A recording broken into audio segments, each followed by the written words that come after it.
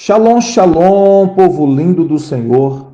Vamos para mais uma reflexão aqui no Evangelho de Marcos. Hoje nós estaremos refletindo em Marcos, capítulo de número 8, versículo de número 11 a 13. Mas antes de entrarmos na palavra propriamente dita, gostaria de pedir a você que compartilhe essa mensagem com o máximo de pessoas que você puder. Todas as vezes que nós compartilhamos a mensagem, a palavra de Deus, nós damos a outras pessoas a oportunidade de serem salvas pelo poder do Evangelho, de serem curadas, abençoadas, de receberem uma palavra de Deus nos seus corações, nas suas vidas. Então, compartilhe essa palavra, abençoe o máximo de pessoas que você puder, em nome de Jesus. Marcos capítulo 8, versículo 11, as Escrituras Sagradas dizem assim, até o versículo 13. E saindo, os fariseus puseram-se a discutir com ele e tentando pediram-lhe um sinal do céu. Jesus, porém, arrancou do íntimo do seu espírito um gemido e disse: Por que me pede essa geração um sinal? Em verdade vos digo que a esta geração não se lhe dará sinal algum. E deixando-os, tornou a embarcar e foi para o outro lado. Queridos, depois que Jesus multiplicou os pães e os peixes, a segunda multiplicação de pães e peixes, como disse em outra reflexão. A primeira multiplicação de pães e peixes tinha uma multidão composta basicamente de judeus, mas essa segunda multiplicação de pães e peixes tinha uma multidão composta basicamente de gentios, mostrando que Jesus veio para todos os povos, embora a priori foi para o povo judeu, como diz lá a Bíblia em João capítulo de número 1, versículo de número 11, ele veio para os seus, uma referência ao povo judeu, mas os seus não receberam. E aí no verso 12 tem uma promessa, mas a todos quantos receberam, isso inclui todos os povos, de todas as etnias, de todas as raças, de todas as línguas, de todas as culturas, isso inclui eu e você. Todos quantos receberam, deu-lhes o poder de serem feitos filhos de Deus. Então aqui, capítulo 8, do verso 1 até o verso 10, Jesus multiplica esses pães e peixes, alimentando aquela multidão de pessoas basicamente de origem gentílica. Depois disso, a Bíblia diz então no verso 10 que Jesus embarcou e logo a seguir, tendo embarcado juntamente com seus discípulos, partiu para as regiões de Dalmanuta. E aí o texto diz, no verso 11, que é o texto que nós estamos meditando e refletindo agora, que saindo os fariseus, ou seja, logo após Jesus ter operado esse grande milagre, que ele vai para essa região de Dalmanuta, os fariseus saíram para discutir com ele.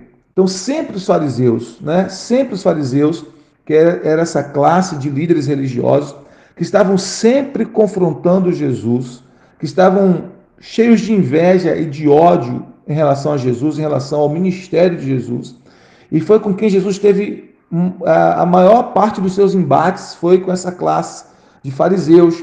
Por quê? Porque eles estavam sempre questionando Jesus, estavam sempre criticando Jesus, estavam sempre tentando Jesus para ver se encontrava em Jesus algum erro, alguma falha para o condenar à morte. Por aquilo que Jesus fazia, que era abençoar as pessoas, que era curar as pessoas, que era libertar as pessoas, que era salvar as pessoas. Então, mais uma vez os fariseus, eles vão a Jesus para confrontar Jesus, para discutir com Jesus, para tentar Jesus. Isso é muito interessante, porque Jesus, ele ministrava aos pecadores, as pessoas de modo geral, as multidões, né, curava enfermos, libertava os oprimidos. Então Jesus estava sempre ministrando às pessoas. Mas essa classe aqui de religiosos, né, de fariseus, que Jesus chama eles de hipócritas, porque eles estavam sempre tentando mostrar uma piedade externa, enquanto que os seus corações estavam cheios de maldade, cheios de engano, cheios de tantas coisas más dentro dos seus corações, mas eles estavam sempre tentando mostrar uma religião externa, a partir do modo que eles se vestiam, a partir das suas liturgias, a partir das suas cerimônias. Eles estavam sempre tentando mostrar uma piedade externa, mas o coração deles estava cheio de podridão, de maldade, de ódio, né? E de um ódio velado principalmente contra Jesus. Eles vão ter com Jesus aqui, e o texto diz que eles tentando pediram um sinal do céu. Eles pedem um sinal do céu. Eles queriam que Jesus fizesse um espetáculo, eles queriam que Jesus fizesse algo diferente para entretê-los, para que eles pudessem ver e dizer, uau, realmente ele é o Messias. Né? Talvez fizesse um sinal como Elias que orou e fogo desceu do céu, ou qualquer outro sinal à vista deles. Agora imagine, eles já tinham visto e ouvido a notícia de Jesus curando tantos cegos, tantos paralíticos, fazendo tantos mudos falarem, tantos surdos ouvirem, né? Dando paz às pessoas, perdoando o pecado de pessoas. Eles já tinham ouvido e visto Jesus fazer tantas coisas, e eles queriam mais sinal. Eles queriam mais algum outro sinal que provasse ou que evidenciasse que Jesus, ele era realmente o Messias, o Filho de Deus, o Cristo encarnado. Eles estavam insaciáveis por sinais, querendo mais sinais que provasse sobre Jesus Cristo. E olha a resposta de Jesus no versículo de número 12. Jesus, porém, arrancou do íntimo do seu espírito um gemido e disse: Por que me pede essa geração um sinal? Em verdade vos digo que a esta geração não se lhe dará sinal algum. Ou seja, Jesus arranca do seu íntimo um gemido, do íntimo do seu espírito, né? Um suspiro, um gemido, porque aquilo doía ao coração de Jesus, a frieza daquele povo, o coração impenitente daquele povo, o coração endurecido daqueles líderes religiosos, que deveriam ser os exemplos para o povo, porque conheciam muito de perto a lei de Deus, mas eles ensinavam uma coisa, como Jesus disse, e viviam outra totalmente diferente. Eles eram impiedosos, seus corações estavam cheios de ódio, de inveja, de ciúme, de amargura, e isso principalmente contra o Senhor Jesus Cristo. Por isso o coração de Jesus se condói daqueles líderes religiosos da sua época, e o texto diz que ele arrancou do íntimo do seu espírito um gemido e disse: Por que me pede esta geração um sinal? No texto paralelo a esse, que está escrito lá em Mateus, Jesus diz: Porque essa geração má, Jesus nos chamou de geração má, me pede um sinal. E aí Jesus disse: Em verdade vos digo que a esta geração não lhe será dado, não se lhe dará sinal algum. Mais uma vez, no texto paralelo a esse, que está lá em Mateus, Jesus acrescenta: Não lhe será dado sinal algum, a não ser o sinal do profeta Jonas. Porque assim como Jonas, o profeta Jonas, ficou 3 dias e 3 noites no ventre do grande peixe, o Filho do Homem ficará 3 dias e 3 noites no ventre da terra. E assim depois ele há de ressurgir. Então Jesus deixou claro que o único sinal que seria dado para aquela geração era a sua cruz, era a sua crucificação, a sua morte, o seu sepultamento e a sua ressurreição, como um sinal de que ele realmente era e é para todo sempre, para toda a eternidade, o Filho de Deus, aquele que salvaria o seu povo dos seus pecados. Mas eles queriam o quê? Um sinal. Eles queriam que Jesus fizesse algum truque mágico, que Jesus os entretesse de alguma forma, assim como Herodes também, quando estava examinando Jesus, na ocasião da crucificação de Jesus, ele pediu para que Jesus fizesse algum sinal para que ele pudesse ver, né? E Jesus permaneceu em silêncio. Ele queria apenas um bobo da corte, alguém que o entretesse com algum marabalismo mágico, com algum truque mágico, algum sinal do sobrenatural. E Jesus não estava disposto a alimentar a curiosidade nem dos fariseus e nem de Herodes, né? E nem de quem quer que seja, né? Os seus milagres, os seus feitos poderosos são para aqueles que realmente buscam com fome e sede da sua presença, do seu toque, com fome e sede de uma resposta divina para suas vidas e para suas almas. Jesus não estava disposto e nem está a prover sinal algum para aqueles que não creem, para aqueles que o rejeitam, para aqueles que não estão dispostos a caminhar com ele e viver a vida que ele tem proposta para essas pessoas. Então Jesus disse que nenhum sinal lhe seria dado. E agora no verso 3 o texto diz assim: E deixando-os, tornou a embarcar e foi para outro lado. Olha que texto forte. O texto diz que Jesus deixou os fariseus. Jesus os deixou e ele saiu.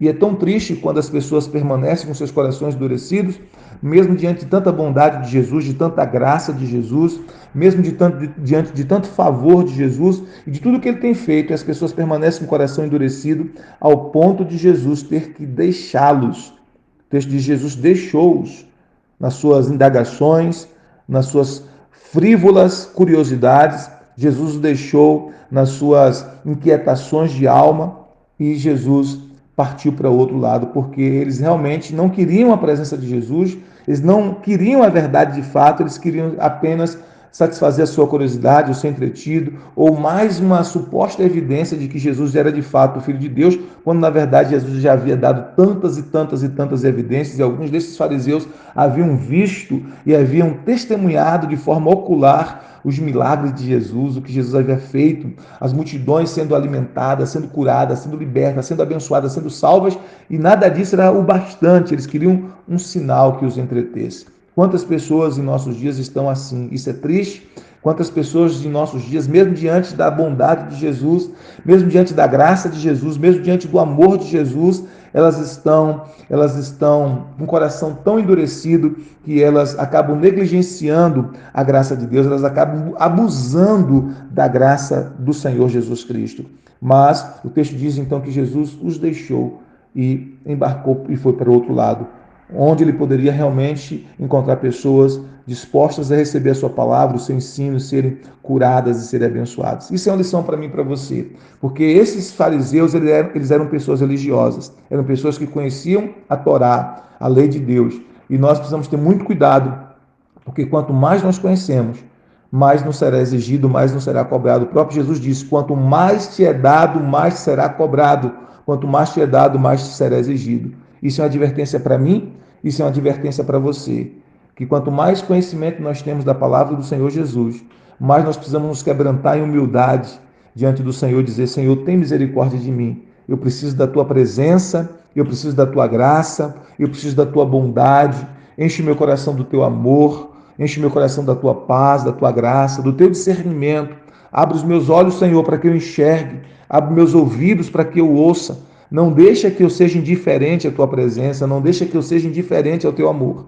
Quanto mais nós conhecemos do Senhor Jesus, mais o nosso coração precisa se quebrantar diante dessa realidade espiritual. E não ficar orgulhoso, um orgulho religioso como esses fariseus. O orgulho religioso é muito perigoso como qualquer outro orgulho. Mas o orgulho religioso talvez seja mais perigoso ainda do que outros tipos de orgulho, porque nos faz sentir equivocadamente que nós estamos mais perto de Deus do que os outros por conta da nossa suposta religião ou da nossa falsa piedade. Que nós tenhamos, sabe, meus irmãos, o nosso coração voltados para o Senhor e dizer, Senhor, tem misericórdia de mim e me ajuda a viver na tua graça, na tua presença, no teu amor, um coração puro, com um coração desejoso de experimentar a tua presença e de não tentar o Senhor, de não colocar o Senhor à prova como os fariseus estavam fazendo.